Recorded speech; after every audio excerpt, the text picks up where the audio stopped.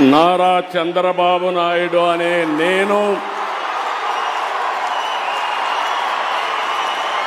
శాసనం ద్వారా నిర్మితమైన భారత రాజ్యాంగం పట్ల నిజమైన విశ్వాసం, విధేయత చూపుతానని, భారతదేశ సార్వభౌమాధికారాన్ని,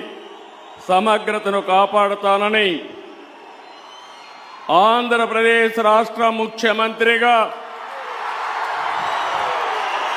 నా కర్తవ్యాలను శ్రద్ధతో, అంతఃకరణ శుద్ధితో నిర్వహిస్తానని, భయం గాని,